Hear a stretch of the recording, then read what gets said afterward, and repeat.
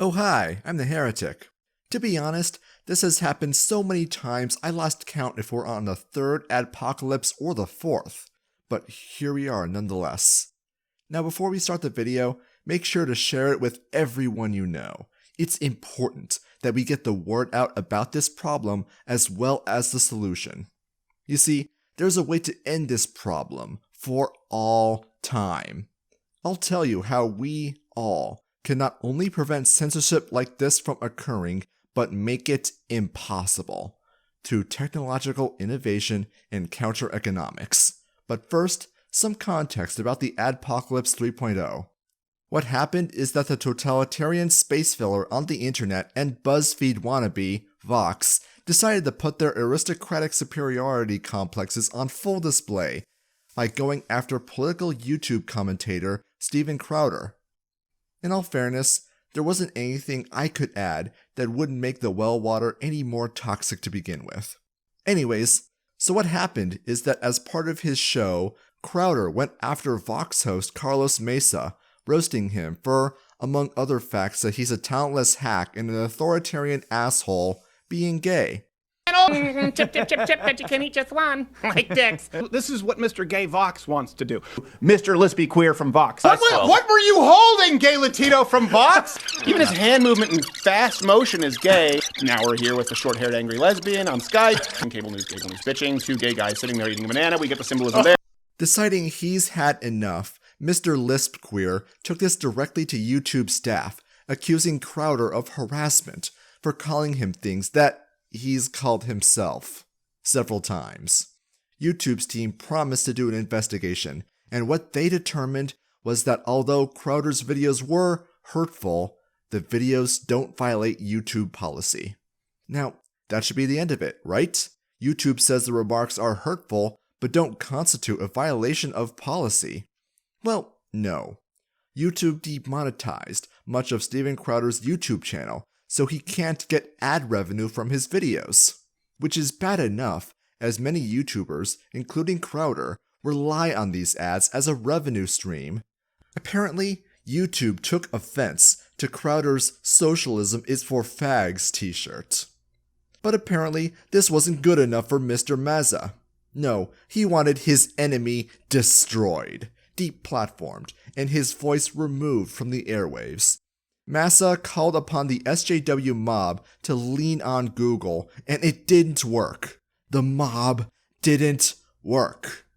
Now YouTube has, since the Wall Street Journal originally went after PewDiePie by leaning on his advertisers directly, bent over backwards to screw over content creators, all to appease and assure advertisers that their content definitely will not appear on a Holocaust denial video. So it's actually a genuine surprise when they show something resembling a spine, somewhat. Meanwhile, being silent about how pedophiles use their platform to communicate with each other while monetizing their videos. So according to YouTube, videos questioning the hundreds of inconsistencies related to the Parkland shooting, or even videos explaining how the Galactic Empire from Star Wars was economically doomed to fail, are all wrong and horrible, but kitty diddling is just fine and dandy. Shows where their priorities lie, doesn't it?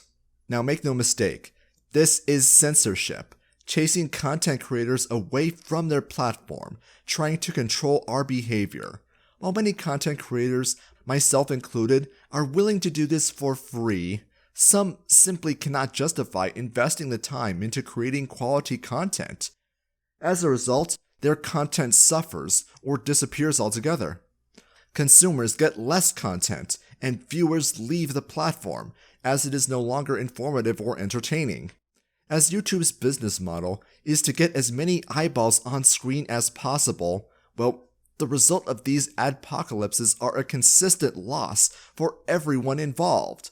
Losses for the creators, the viewers, the advertisers, and YouTube. Even if you still use a platform, surely you've noticed how Marxist channels get promoted constantly, and when you look up news, the first search results are always mainstream media sources. You have to go to BitChute, Vimeo, or Dailymotion to find, actual news from second stream and alternative sources instead of just status propaganda. This does not serve us. It does not serve you. The only organization that is helped by any of this is Google. The way they make money is they get subsidies from the government, and what the government wants is to get as many people participating in the political process as possible. Which is what makes things like social media censorship and YouTube censorship so useful, because it drives people into the political process, coercing them into thinking the only way that they can get the content that they want without being censored is to go to the government that writes their terms of service to begin with. They don't make money off of you or advertisers. YouTube has never been profitable in the entirety of its existence. The way the government gets their back scratched is that Google manipulates their search results to favor certain government-friendly political agendas, such as Marxism. The extent to which they nuke their own business model is indicative of a greater agenda, to coerce you into believing statist propaganda by tricking you into thinking you found it yourself. It doesn't matter to Google if they don't make money off of YouTube, as long as they make more statists, trick more people into the political process, and keep getting those chicken tendies from the government for being a good boy, then they're fine. But as I said, there's a solution. How to prevent this kind of stuff from happening. If it isn't stopped, we'll be right back here, talking about the same stuff, pointing out YouTube's hypocrisy again in just a few months' time. Now, something which is being neglected by most mainstream or second-stream coverage of this recent adpocalypse, because, of course, they always omit some vitally important bit of information, that tends to be something which happens when such an obvious conflict of interest exists with the government writing your scripts, is that this is actually part of a well-organized and planned Marxist political strategy designed to silence opposition, as showcased in the thread here called Beautiful Trouble, which is more or less a political strategy guide to be utilized in the same vein as Saul Alinsky's Rules for Radicals, but specifically intended to affect social trends and culture, published originally back in 2012. I've known about Beautiful Trouble for a while. That tactic is a big part of why I encourage anarchists to reject any attempt made by statists to become political allies. But you also have to remember that these social media platforms explicitly favor these people in their algorithms with the intent to help them seem more influential and prominent than they actually are.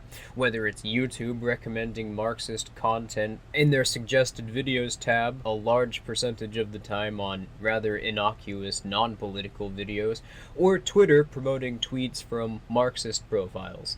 To the point where 85% of all tweets on Twitter which top the algorithms come from only 10% of the accounts. Right now, we are living in a time where in the United States and in most of Europe, the population is growing overwhelmingly distrustful and disfavorable in their views of the state, if not outright denouncing and showing skepticism towards the concept of political rule in general. In fact, in the United States, according to consumer trust polls, the United States government is the least trustworthy organization in the perspective of those polled by a significant margin. Right now, most people, because of the internet, are starting to realize two things. Firstly, that the government never functions for their financial or social interests, and secondly, that governments are fundamentally incapable of functioning in their financial and social interests, because governments fundamentally function and are intended to function in a zero-sum manner.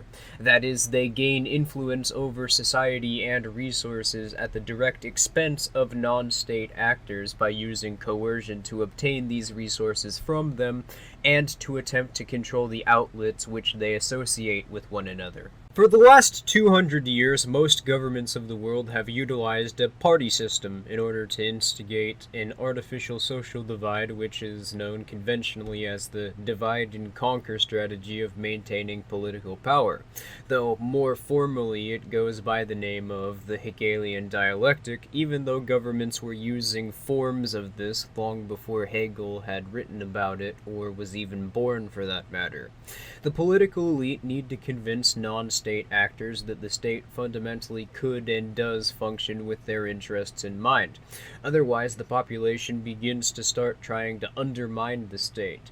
Now, this is going to happen regardless of what the state does because it requires exponential growth in order for it to sustain itself, which it can only do by stealing from producers, and since growth for the state necessarily requires resources to be taken away from producers and consumers, and thereby reducing the wealth generated which can be produced, well, I'm sure you see the problem here. But what the political elite have found is that their states can spend considerably fewer resources in maintaining themselves if they quell unrest directed at themselves by propagandizing the populations into not being angry with the state when the state merely acts in its own interests and ends up screwing everyone in the process, but instead directing the anger of the general public towards each other by establishing what the state refers to as parties, which in reality are propaganda constructs intended to invent arbitrary categories to have people identify themselves with according mainly to their individual economic interests.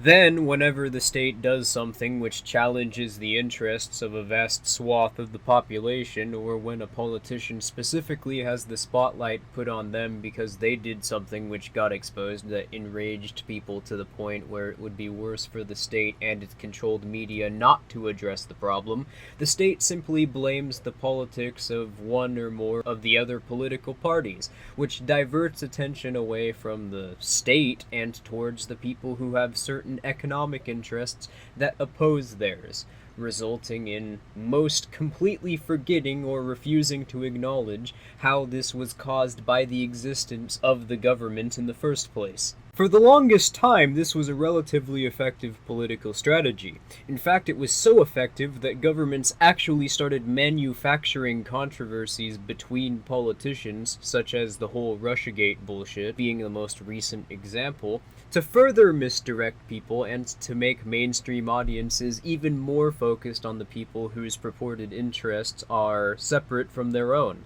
something which wouldn't actually be that big of a deal without a state, and instead people would simply just make mutually beneficial connections to ensure that they had their interests met, producing wealth and at no one else's expense, turned into a conflict where if one group's interests are met, then the other groups necessarily must not be, though in reality neither of their interests are ever met. But now that people have slowly begun to realize this, the state is attempting to change the focus of this exact same propaganda strategy. Instead of appealing and dividing people into categories based upon individual economic interests, now the political elite are platforming identitarian ideologies in the forms of Marxism, or general belief systems which fall under the umbrella term of what's conventionally known as alt-right, this being done not only to invoke the Hegelian dialectic, but also because identitarianism is fundamentally hostile towards individualist philosophy, because identitarians view it as a challenge to their interests, making the viewers of mainstream media view the state almost solely as a tool which they use against their political opponents. And by planting controlled opposition personalities in the media, such as Tucker Carlson, who attempts to appeal to the disenfranchised people by producing rants which utilize rhetoric that is superficially similar to the concerns most people have in order to lure in disillusioned members of the population. But then by using misleading euphemisms among various other dishonest debate tactics, trying to convince people that their interests could only be fulfilled by the state, and that all of their problems are being caused by another political group or politicians who aren't, quote-unquote, representing them through the government, but that a good government functioning correctly is supposed to function in their interests. What makes something a good government, of course, being presented in a manner rhetorically designed to be vague enough to where it can apply to just about any interest, so as many people as possible could identify with it. Anyway, the original poster who first popularized the tactics presented through Beautiful Trouble on Twitter states that, quote, right-wingers don't have a counter to this strategy. And not to get into my issues with the conceptualization of the left-right dichotomy, but this illustrates one of the main benefits the state receives by utilizing Marxist tactics like this. The only way for the tactics of Beautiful Troubles to be effective are if, 1, their opposition isn't unified politically behind one single common view of who their enemy, so to speak, is. Because if there's a diversity of opinion, then there will never be a universal consensus on who's even targeting them in the first place, meaning that it will be impossible for the Marxists to ever be countered. 2, there is a person or group which can be raided or attacked who isn't affiliated with their opposition, has different interests, mostly material, but is required for the Marxists' opposition to host their content. So a centralized platform like YouTube or a political party. The reason why is made obvious in the thread explaining Beautiful Trouble's tactics. And 3, their opposition relies on the media or the political system to have their ideas perpetuated. The tactics of Beautiful Troubles can only be countered with direct action tactics, either based on the polar opposite of every one of the aforementioned points, which, since a universal dichotomy and consensus of principle is required as noted in point 1, it is impossible for this to be the case, or conforming to every one of the aforementioned points. So basically an anti-Marxist identitarian movement, which is exactly what the state wants and has been platforming through the media. The politicians understand that any and all identitarian movements will not only reject all state-skeptical elements or less dogmatic sects of their group, since every identitarian movement invariably undergoes a purity spiral, but also will work to achieve the state's end goal of a more polarized social climate. On top of that, it leads people into beginning to look at members of other social groups and who have different material interests than their own as oppressors, and people who hold political power over them, even if they're not state-connected actors. So no matter what happens, in their view, the blame will always be the fault of another social group rather than the state. Now, the good news is that there is a third option here, one which rejects the latter 2 points entirely, inherently has a unified set of ethical principles which create a political power dichotomy attached to the philosophy, but is anti-state and doesn't succumb to the same internal conflicts with identitarian philosophies.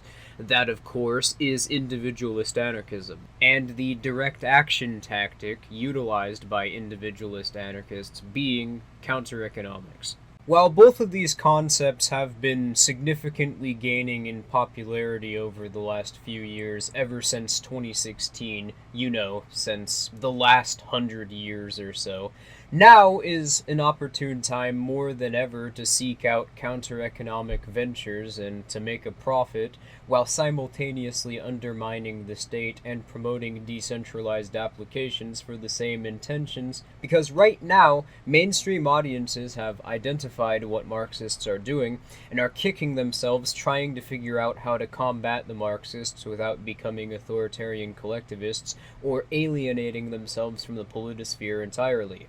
Not only can counter-economists and individualist anarchists effectively combat Marxist tactics, but utilizing this strategy is the only way to do so in a manner which undermines the state, social media, and the mainstream media by further decentralizing our means of communication. So while most are probably viewing this realization and turn of events with existential dread over the prospect of identitarianism being positioned by the state to become the new status quo in mainstream politics, I'd argue that this is actually just yet another example of the state overlooking really key and important implications of their gay ops and unintentionally sabotaging themselves in the process. Because whether or not a large chunk of people who are active in mainstream politics actually end up becoming ideological identitarians is irrelevant, since this propaganda strategy fundamentally relies on centralized outlets of association, and by making all of these outlets intolerable to use for anyone who is or isn't politically connected, and by weaponizing the spread of information for propagandistic purposes, what the state and the ideologues who've been suckered in are unwittingly doing is increasing the demand for competitors to come along, and specifically for new ways of structure and organization that undermine the current model of centralized proprietary software to come into existence as a direct result of the mainstream media and media outlets beginning to operate directly against the interests of a large majority of the population. A large majority of the population who reject collectivism, only operating around their own material interests, and don't have a high enough value for psychic profit to sacrifice quality in order to affirm their own ideologies.